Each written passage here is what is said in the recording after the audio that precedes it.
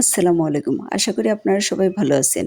আজকে আমি দুর্দান্ত স্বাদের চিড়ার পাকোড়া বানিয়ে দেখাচ্ছি। প্রথমে আমি একটি বাটিতে 2 কাপ চিড়া নিয়ে নিলাম। ভালোভাবে ধুয়ে 15-20 মিনিটের জন্য ভিজিয়ে রাখলাম। 20 মিনিট পর চিড়া ভিজে চিড়ার পানিটা প্রায় শুষে গেছে। চিড়ার সাথে 1 কাপ বেসন দিয়ে দিলাম। এর সাথে 1 কাপ চালের গুঁড়া দিয়ে দিলাম। 1 কাপ পেঁয়াজ কুচি দিয়ে দিলাম। প্রায় অর্ধেক কাপ কাঁচামরিচ কুচি দিয়ে দিলাম। 1 চা চামচ করে আদা, জিরা, রসুন বাটা দিয়ে দিলাম। পরিমাণ মতো লবণ দিয়ে দিলাম। তারপর 1 চা চামচ করে ধনিয়া গুঁড়া, মরিচের গুঁড়া, হলুদের গুঁড়া দিয়ে দিলাম। এখানে ধনিয়া পাতা দিয়ে দিতে পারলে আরো ভালো হতো। এবার সবগুলো উপকরণ একসাথে ভালোভাবে মাখিয়ে নিব। চিড়াতে যে পানিটা ছিল সেই পানিটাতেই মাখানো হয়ে যাবে। বিশ্বাস করুন এই পাকোড়াটা খুব ক্রিস্পি আর টেস্টি হয়। তবে উপকরণগুলোর মাপটা সেম রাখবেন। এবার বানিয়ে না খেলে অনেক বড় মিস করবেন। এবার পাকোড়াগুলো ভাজার জন্য চুলায় একটি ফ্রাই প্যান বসিয়ে দিলাম। তারপর হাফ কাপ তেল দিয়ে দিলাম।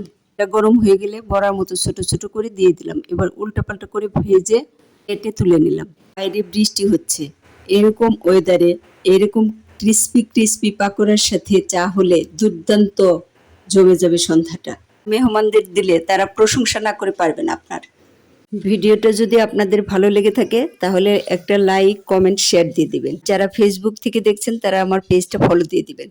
যারা ইউটিউব চ্যানেল থেকে দেখছেন তারা আমার ইউটিউব চ্যানেলটা সাবস্ক্রাইব করে দিবেন প্লিজ।